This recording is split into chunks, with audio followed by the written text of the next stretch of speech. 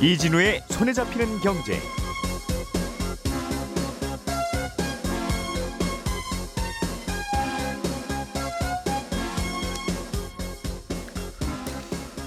안녕하십니까, 이진우입니다.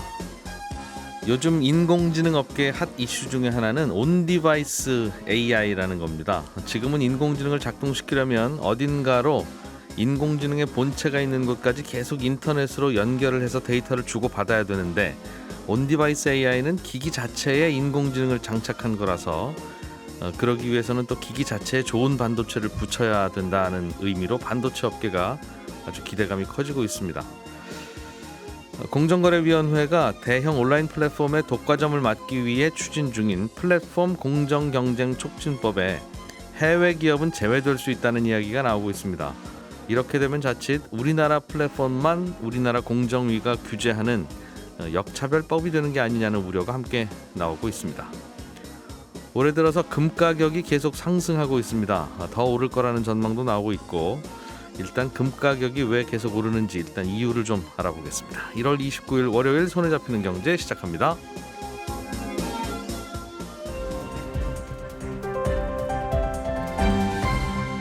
이진우의 손에 잡히는 경제. 예, 오늘은 송현서 서울신문 기자 그리고 하창환 헤르메스 스탁 본부장 두 분과 함께 경제 뉴스 중요한 것들 뽑아서 정리해 봅니다. 두 분 어서 오십시오. 안녕하세요. 일단 인공지능 업계 이야기를 좀 들어보려고 하는데, 온디바이스 AI, 네, 이게 요즘 이 업계의 이슈인가 봐요. 맞습니다. 이게 업계나 전공자들 사이에서는 익숙하겠지만 대중들에게는 아직까지는 익숙하지 않았던 화두였거든요. 예. 그게 온 디바이스 AI인데, 말씀하신 것처럼 클라우드나 서버를 거치지 않고 기기 자체에서 AI 서비스를 이용하는 개념입니다. 인터넷 연결 없이도 챗 GPT 같은 AI 검색 서비스를 이용할 수도 있고, 최근에 삼성전자가 갤럭시 S24에 탑재했다고 소개했던 실시간 통역도 이 온 디바이스 AI 덕분입니다. 그러니까 갤럭시 24에 네. 탑재된 인공지능이 온디바이스 AI라면, 네. 그러면 이제 갤럭시 24가 인공지능 성능을 발휘할 때 무슨 와이파이나 인터넷에 연결되어 있지 않아도 네. 배터리만 맞습니다. 충전되어 있으면 신기하게 다 인공지능의 역할을 한다 이 말이군요. 맞습니다. 그래서 사실 이 온 디바이스 AI까지는 몰라도 사용자들은 AI에 이미 익숙해져 있는 상황이잖아요. 근데 말씀하신 것처럼 AI 기능을 이용하려면 엄청나게 성능이 좋은 GPU나 메모리 반도체, 그리고 또 엄청나게 많은 양의 데이터를 축적해 놓은 데이터 센터 같은 게 분명히 필요했거든요. 뭘 물어볼지 모르니까 사람들이. 그렇죠. 예. 그래서 이제 기기에서 요청한 정보들을 중앙 클라우드 서버로 전송을 해서 분석을 하고 이걸 다시 기기로 보내주는 방식. 이게 이제 AI를 지금까지 우리가 활용했던 방식이죠. 그러니까 엄마한테 물어보고 알려줄게. 그렇죠. 그런 네, 방식이었던 맞습니다. 건데. 전화로 치다면 이제 연결선이 필요했던 거죠. 네. 근데 이 데이터 양이나 인터넷 연결 상태에 따라서 AI 서비스의 결과물이나 품질도 상당히 달랐습니다. 근데 온 디바이스 AI를 사용하면 이 요청한 데이터를 중앙 클라우드 서버로 전송하는 과정이 사라지게 되는 거죠. 예. 그러니까 말 그대로 기기 자체에서 데이터의 정보들을 처리할 수 있으니까요. 그래서 삼성이나 LG가 내놓은 텔레비전이나 냉장고도 이제 AI 기능 구현이 가능하죠. 왜냐하면 인터넷을 연결할 필요가 없으니까요. 예. 중국 화웨이나 샤오미, 그리고 미국 모토로라도 온 디바이스 AI 스마트폰 출시를 준비하고 있습니다. 하기야 냉장고에 인공지능 기능이야 해봐야 뭐 되겠습니까? 네. 혹시 우유 떨어졌니? 이제 이런 거 묻는 거지. 냉장고한테 네. 야, 앞으로 남북 관계가 어떻게 될 것 같냐 이런 질문을 할 이유는 없잖아요. 그렇죠. 네. 네. 그러니까 이제 냉장고의 인공지능은 냉장고 안에서 스스로 처리합니다. 맞습니다. 저한테 뭐 특별한 거 자세한 거 물어보는 거 아니니까. 네, 맞춤형 AI 기능이겠죠. 그러나 저러나 종전에 냉장고에 없었던 인공지능 기능을 넣으려면, 네. 냉장고 자체에서 처리하려면 예전에야 냉장고한테 무슨 주인이 뭐 물어보는지 잘 들어서 나한테 연결만 해줘라는 정도였지만, 네. 스스로 답을 하려면 냉장고에도 좋은 반도체가 붙어야 될 거 아니겠어요? 그렇죠. 이 기기에 탑재되어 있는 반도체 성능도 굉장히 좋아야 할 거고요. 그리고 냉장고는 사실 덩치가 크지만 작은 스마트폰에 들어가려면 또 경량화된 AI 칩도 필수적입니다. 그렇다 보니까 일단 온디바이스 AI 기술 확산이 결국은 맞춤 제작 AI 칩 수요 증가로 이어질 것이다. 이런 예. 예측들이 많은 거고, 업계에서는 일단은 올해 온디바이스 AI를 적용한 제품들이 굉장히 많이 빠르게 출시가 되면서 이 삼성전자나 SK하이닉스 같은 업체들이 온디바이스 AI 시장 자체를 새로운 메모리 시장으로 삼을 것이다라는 기대 심리가 굉장히 큽니다. 거기도 작은 컴퓨터니까 메모리 들어갈 거라는 뜻인가 봐요. 그렇죠. 그리고 AI 시스템의 성능이 어디까지 향상될 것이냐를 결정하는 게 결국 메모리이기 때문에 온디바이스 AI에 특화된 메모리 반도체 중요성도 커지고 있고요. 지금 특히 이제 스마트폰에 아마 가장 먼저 적용이 될 것으로 보이는데 이 온디바이스 AI 기능을 적극적으로 활용하는 애플리케이션, 앱이 예. 나온다 그러면 뭐 PC나 스마트폰 시장에서도 분명히 메모리 수요가 추가적으로 증가할 것이다. 이런 예측이 나오고 있습니다. 그러게요. 지금은 그냥 신기하기나 하고 네. 통역이나 좀 해주면 좋겠어? 뭐 네. 이런 정도인데 네. 어떤 말씀하신 킬러 앱이 뭐가 나올지 맞습니다. 나오기만 하면 이제 인공지능 없는 휴대폰은 스마트폰은 이제 스마트하지 않은 폰이 되는 거겠죠? 또 한 그렇죠. 번. 네. 그런 가운데 최근에 챗 GPT를 개발한 회사의 CEO가 한국에 왔다 갔는데 TSMC 대만의 반도체 제조 전문 업체죠. 네. 이 회사가 상당히 긴장을 하고 저 왜 온 거야 한국에 네. 좀 알아봐 이제 이렇다면서요? 맞습니다. 챗 GPT의 샘 올트먼 CEO가 지난주에 한국에 와서 뭐 SK 최태원 회장, 삼성전자, SK 하이닉스 수장들을 줄줄이 만나고 갔습니다. 그리고 AI 협력에 대한 논의가 상당 부분 진행이 된 것으로 알려지고 있는데요. 지금 챗 GPT는 직접 AI 반도체를 제작하려고 하기도 하거든요. 그리고 그런 상황에서 또 국내 업계에서는 큰 손이 방문했다라는 기대감이 굉장히 컸죠. 예. 그래서 일단은 챗 GPT가 왜 우리 기업들과 접촉하게 됐는지 그 배경부터 좀 짚고 넘어가야 하겠는데요. 챗 GPT의 최근 기조는 탈 엔비디아였습니다. 그게 무슨 말입니까? 그러니까 최근에 오픈 AI가 이제 업그레이드를 해야 되는 거예요. 예. 지난해 이제 선풍적으로 나왔지만, 근데 AI 반도체가 일단 심각하게 부족한 상태고요. 엔비디아의 AI 연산용 GPU에 대한 의존도가 굉장히 높은 프로그램인데 엔비디아의 수급량이 또 너무 부족한 겁니다. 반도체 저 인공지능용 반도체 좀 만들려면 다 엔비디아에 전화해야 된다면서요. 그렇죠. 예. 그렇다 보니까 수급량도 너무 부족하고 너무 오래 기다려야 되고, 근데 기껏 기다렸더니 가격은 또 너무 비싼 겁니다. 싫으면 말라 그러고. 그렇죠. 그래서 오픈 AI가 지금 계획하고 있는 여러 가지 서비스를 도입하는데 굉장히 좀 여러 가지 문제가 많았어요. 그래서 엔비디아의 의존도를 좀 낮춰보자라는 상황에서 조건을 상당 부분 충족할 수 있는 게 이제 국내 업체들이었던 겁니다. 그러니까 인공지능에 필요한 엔비디아 제품 같은 비슷한 걸 그렇죠. 삼성 하이닉스가 좀 만들어줄 수 있겠습니까? 그렇죠. 그 질문하고 간 것 같다. 맞아요. 그래서 원래는 6시간 일정을 잡고 이 올트먼 CEO가 한국에 오려고 했는데 예. 일정을 1박 2일로 대폭 늘렸습니다. 그래서 굉장히 긴밀한 이야기를 주고받은 것으로 보입니다. 근데 이런 소식 때문에 엔비디아가 긴장한다고 하면 뭐 이해는 되는데 네. TSMC는 왜 중간에서 본인들이 답답해해요? 왜냐하면 김치국을 좀 마셨거든요. 원래 대만 업계에서는 오픈 AI의 새 파트너가 TSMC가 될 것이다라는 추측이 굉장히 많았습니다. 그런데 예상보다 올트먼 CEO와 한국 기업이 굉장히 빠르게 밀착을 하다 보니까 TSMC가 이제 급해진 거예요. 그래서 급하게 엔비디아를 찾아갑니다. 지난주에 TSMC CEO와 엔비디아의 이 젠슨 왕 CEO가 회동을 했고요. 양사가 오픈 AI 대응 방안에 대해서 논의한 것을 알려지고 있습니다. 지금 아시다시피 엔비디아가 AI 반도체 시장의 90% 이상을 장악하고 있고 대부분의 물량을 TSMC에 위탁하고 있거든요. 근데 오픈 AI가 국내 기업의 AI 반도체를 대량으로 주문하게 되면 이러다가는 반도체 시장의 판도가 바뀔 수도 있다. 이런 예측이 분명히 있습니다. 그러니까 인공지능용 반도체는 일단 TSMC에서 사야 되는데 그렇죠. TSMC의 콧대가 너무 높고 번호표가 기니 네. 오픈 AI가 자체 제작을 해보자. 그렇죠. 자체 제작은 삼성이나 하이닉스한테 맡기거나 네. TSMC에 맡길 수밖에 없는데 그렇죠. TSMC는 그동안 엔비디아 제품을 만들고 있었으니까 네. 그런 구도다. 네. 그러면 TSMC CEO는 여기 오픈 AI에 가서 우리가 만들어 드릴게요라고 해야 될 것 같은데. 그렇죠. 근데 지금 일단은 엔비디아를 먼저 찾아가고 옵니다. 예. 네. 그렇군요. 네. 요거는 그러면 야 이제 우리한테 맡기려나 보다라는 그런 생각을 갖게 하는 뉴스이기도 하지만 네. 오픈 AI에서 사실은 마음속으로는 TSMC한테 맡기고 싶은데 네네. 당신 말고 우리 대안 있어라는 걸 먼저 보여주고 그쪽 가서 네. 협상하기 위해서 그럴 수도 우리나라에서 있죠. 바람 잡은 게 아닌가 하는. 네, 뭔가 그런 액션일 수 있는 생각도 가능성이 있어서. 하죠. 왜냐하면 일단은 우리가 정식으로 계약을 맺은 것도 아니고 예. 아까 말씀드린 것처럼 챗 GPT가 이제 자체 반도체를 제작을 하려고 하잖아요. 그렇다 보니까 미국 의회랑 반도체 팹 건설에 대해서도 이미 논의를 하고 있습니다. 그렇다 예. 보면 우리 기업 입장에서는 잠재적인 경쟁 상대라고 또 볼 수가 있고요. 예. 그리고 엔비디아는 사실 뭐 국내 반도체 기업의 최대 고객사 중에 하나라는 사실도 부인할 수가 없거든요, 우리가. 그러면 오픈 AI와 협력 관계가 강화가 되면 엔비디아 눈밖에 또 날 수가 있습니다. 엔비디아는 주문을 그럼 TSMC한테만 다 몰아줄 수도 그렇죠. 있다. 더 몰아줄 거야. 이렇게 될 수가 있는 거죠. 네. 엔비디아도 TSMC한테 몰아줘서 좋을 건 없을 것 같아요. 그러면 네. TSMC한테 의존하게 되니까 그렇죠. 그렇긴 한데 정말 살려면 조용히 왔다 조용히 가도 되는 걸 네. 굳이 1박 2일 회의하는데 이걸 네. 언론에 다 내는 이유는 뭐냐라고 네. 생각해 보면 내가 한국에 가서 뭐 좀 알아보고 왔어라는 네. 메시지를 아마 다른 곳에 던지고 싶은 게 아닌가 하는 생각은 드네요. 맞습니다. 저울질하고 있는 거죠. 그렇군요.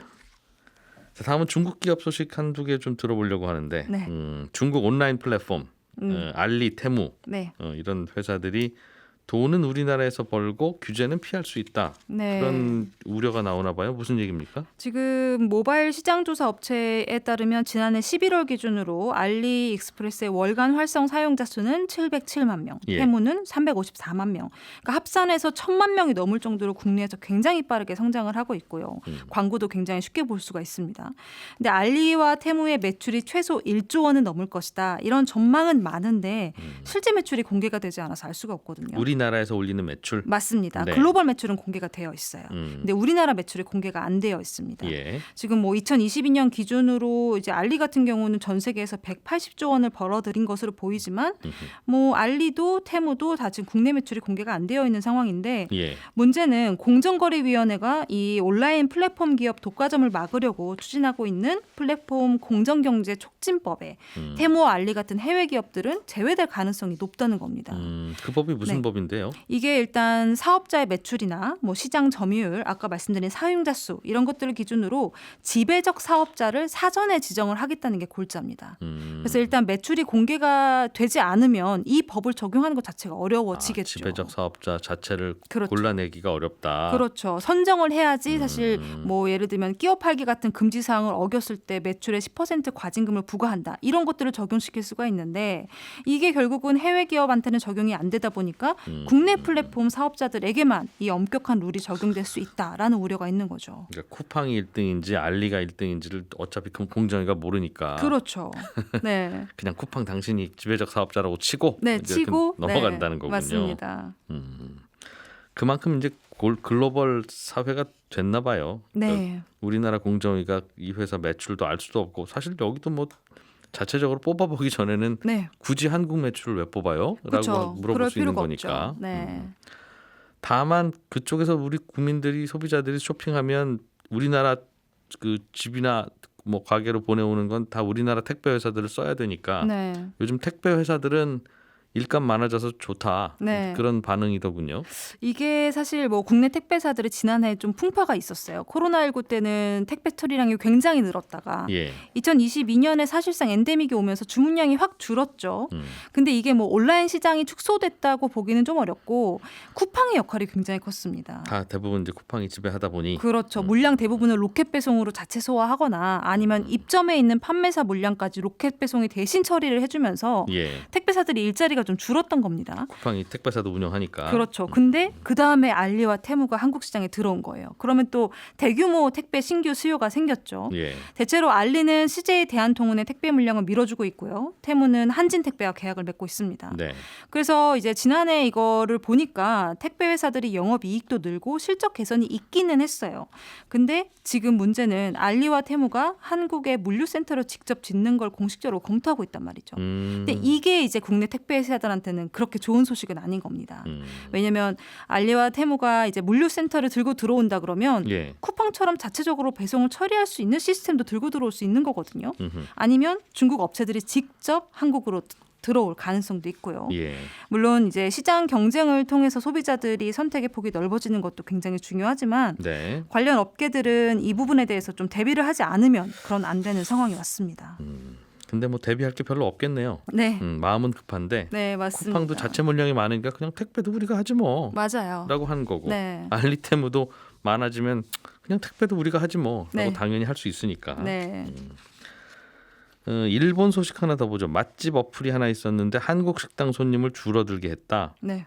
이게 무슨 얘기입니까? 이게 일본에 있는 한국 음식 체인점이 제기한 소송이었습니다. 맛집을 평가하는 어플이 이제 평가 기준을 바꾼 거예요. 별점을 주는 기준을 바꾼 거죠. 네. 그러면서 손님이 갑자기 줄었고 여기에 이제 한국 음식점 측이 알고리즘이 타당한지를 평가해야 한다 이렇게 주장을 했습니다. 일본에 있는 맛집 어플이 맞습니다. 일본에 있는 한국 음식점을 좀 그렇죠. 차별한 것 같다. 맞습니다. 예. 그래서 1심에서는 한국 음식점이 이겼는데 체인점이라는 이유로 알고리즘을 변경한 것이 독점 금지법 위반에 해당한다 이렇게 본 겁니다. 근데 이번에 고등법원 재판에서는 반대로 맛집 평가 어플 회사 쪽에 합리성이 있다라면서 이 알고리즘의 타당성을 인정하는 판결이 나왔어요. 그러니까 맛집 평가 어플이 우월한 지위를 이용해서 불이익이 있는 거래를 실시한 거는 맞지만 그렇다고 점수가 떨어지지 않은 다른 음식점하고 비교를 했을 때 뭐 이 어플 때문에 한국 음식점의 손님이 얼마나 감소했는지 이건 사실 확인하기가 어렵다라는 게 판결 이유였죠. 어플 때문에 떨어졌다고 볼 수는 없을 그렇죠. 것 같다 아직은. 네. 뭐 별거 아닌 소식이다 싶기도 한데 이제 다만 이제 일본 앱이 감히 한국 음식점을 차별해 이제 이런. 네, 일본 내에서는 아, 이제 그렇겠죠. 다른 한국 음식점도 피해를 보지 않을까 하는 우려의 목소리가 있는 거죠. 그래서 우리가 좀 예민한가 봐요. 네네. 알겠습니다. 하창원 본부장님, 네. 최근 금 가격이 많이 오르고 있나 봐요. 네, 맞습니다. 진작 좀 알았어야 되는 건데. 네, 사실 이제 금 가격을 한번 확인을 해보셨을 때 이제 한 번이라도 매수를 해보셨으면 최근에 진짜 금 가격이 많이 올랐다라는 걸 좀 느끼실 텐데 여기서 좀 한번 의아함을 좀 가지실 수가 있습니다. 왜냐하면 금은 아시다시피 이자율이 없는 상품이잖아요. 네. 그렇기 때문에 금리가 굉장히 높은 현 시점에서는 금에 대한 수요가 당연히 좀 줄어들게 되면서 금의 가격이 하락하는 게 좀 일반적인데 지금은 국채나 이런 기타 매력도가 많은 이자 매력도가 있는 상품이 있음에도 불구하고 금에 대한 수요가 굉장히 좀 높은 상황입니다. 그리고 아시겠지만 뭐 근본이제에서도 사실 달러에 이제 우리가 넘어올 때 달러에 이 달러를 들고 하면 얼마의 금을 준다라는 게 표시가 과거에 되어 있었던 것처럼 달러의 가치가 높아지게 되면 금을 살 수 있는 절대적인 양 자체가 줄어들기 때문에 반배례적인 성격을 갖고 있었는데 최근에는 이러한 기조도 상당히 좀 깨져 있는 상황입니다. 달러가 약세이면 금이 강세, 네, 달러가 강세이면 금이 약세. 네, 이게 과거의 전통 공식이었는데 맞습니다. 요즘은 달러도 강세, 금도 강세. 네, 그래서 이렇게 조금 안 맞는 흐름들이 나타나는 경우가 많지는 않은데요. 이게 이제 가격 시세적으로 좀 보시게 됐을 때 지금 이제 금 시세가 최근에 한 돈당 3.75g당 37만 4천 원까지 좀 올랐었는데 요게 이제 1월 16일 때가 최고치였고요. 최근에는 이제 37만 1천 원 수준으로 유지가 되고 있는데 이게 어느 정도 차이냐면은 제가 금을 실제로 좀 모으고 있거든요. 한 3달, 4달 전에는 한 돈을 살 때 한 31만 5천 원에서 32만 원 수준이면 가능했었는데 요게 이제 한 3-4달 사이가 지나면서 37만 원대까지 상승이 나왔기 때문에 굉장히 좀 큰 금액이 올라간 것들을 확인을 해보실 수가 있습니다. 이제 돌반지 금반지는 없어지겠네요. 그렇죠. 반 돈도 20만 원이란 뜻이니까. 맞습니다. 지금 한 돈에 40만 원이 실제로 그러니까요. 넘습니다. 네. 최근에 금 가격이 이렇게 오르는 이유는 어떻게 해석들 하고 있습니까? 일단은 크게 3가지 이유가 있다라고 보시면 되는데 뭐 지정학적 리스크가 일단 가장 크게 영향을 주고 있고요. 여기저기 전쟁이 있으니까. 맞습니다. 그리고 이제 금리 변동성, 아무래도 이 금리 변동에 따라서 달러의 화폐 가치가 좀 변동이 나오기 때문에 그 부분에 좀 이슈가 있고요. 또 이제 기타 중앙은행 쪽에서 수요가 지금 굉장히 큰 폭으로 늘어나고 있거든요. 그래서 이 3가지 부분이 글로벌 금 가격을 좀 끌고 올라간다라고 보시면 좋을 것 같습니다. 이자가 안 붙는 거지만 이자율이 전체적으로 떨어질 거라고 예상하는군요. 올해 하반기 되면. 네, 맞습니다. 그래서 뭐 대표적으로 안전 자산에는 아시겠지만 금과 미국 국채 그리고 달러, 엔으로 구성이 되어 있는데 최근에는 뭐 금 가격만 좀 월등하게 많이 올라가고 있다라고 보시면 좋을 것 같습니다. 하기야 금이 그동안 워낙 잘 안 올랐어요. 네, 집값 맞습니다. 2배 들고 뭐 이럴 때 네. 못 오른 측면이 있기는 있죠. 예, 저희는 광고 잠깐 듣고 친절한 경제로 이어가겠습니다.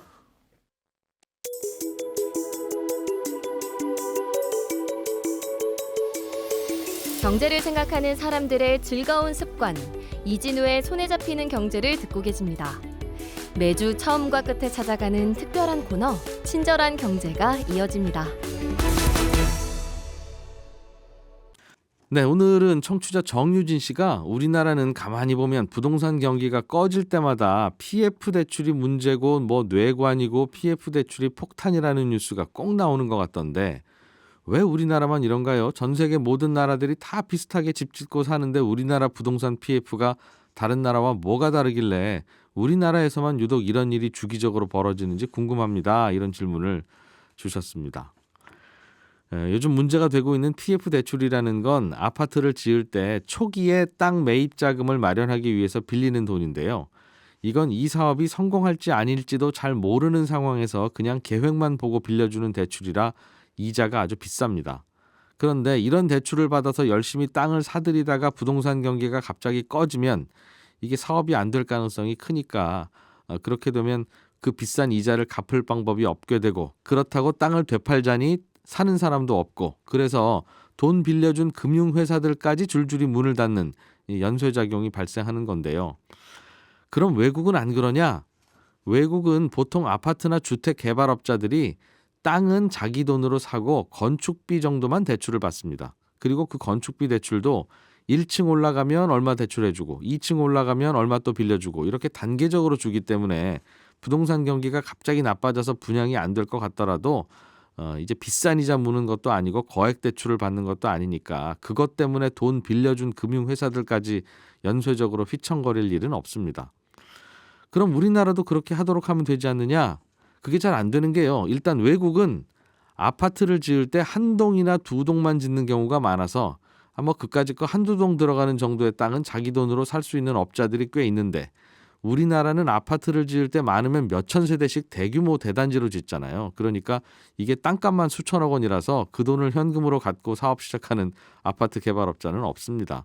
그러니까 결국은 대단지 아파트를 선호하는 우리나라의 독특한 수요 구조 때문에 이 PF 대출 문제가 주기적으로 불거진다고 봐도 과언은 아닌 건데 그럼 왜 우리나라는 유독 대단지 아파트를 다들 선호하고 외국에서는 잘만 팔리는 나홀로 아파트나 뭐 빌라나 다세대는 싫어하냐? 몇 가지 이유가 있는데요. 일단 주변의 사회 인프라가 부족해서 그렇다는 해석이 많습니다. 아파트 단지 안으로만 들어가면 뭐 공원도 있고 놀이터도 있고 벤치도 있고 노인정도 있고 뭐 방범도 잘 되고 그런데 아파트 울타리 밖으로만 나오면 공원도 없고 밤에 가로등도 별로 없고 산책하다가 앉아서 쉴 벤치도 없고 놀이터도 따로 없고 이게 생각해보면 도시라면 당연히 있어야 되는 인프라들을 세금으로 만들어 놔야 될 것 같은 시설들이 아파트 울타리 밖에는 거의 없으니까 이제 그렇다는 거고요. 그리고 또 보통 부동산 거품기 끝물에는 아파트를 분양받는 분들 중에는 직접 거주하실 생각이 있어서 분양받는 분들보다는 분양권을 사서 갖고 있다가 입주할 무렵에 프리미엄 붙여서 팔아보겠다는 투자자들이 꽤 많은데 투자자들은 기왕이면 대단지 아파트 분양권에 투자하지 빌라나 다가구 분양권에 투자하지는 않으니까요. 그러다 보면 또 개발업자들은 분양이 잘 되는 도시 외곽 대단지 아파트 개발을 주로 시도하고 이제 그러다가 경기가 나빠지면 큰일이 나고 이런 악순환이 생기는 겁니다. 결론은 그래서 우리 국민들의 대단지 아파트 선호 현상이 달라지지 않으면 이 PF 대출 문제는 근본적인 해결이 잘 안 될 거다. 이게 결론이겠습니다. 질문 보내주신 청취자 정유진 씨께는 저희가 준비한 선물 보내드리겠습니다. 예, 저는 내일 아침 8시 30분에 다시 찾아오겠습니다. 이진우였고요. 함께해 주신 여러분 고맙습니다.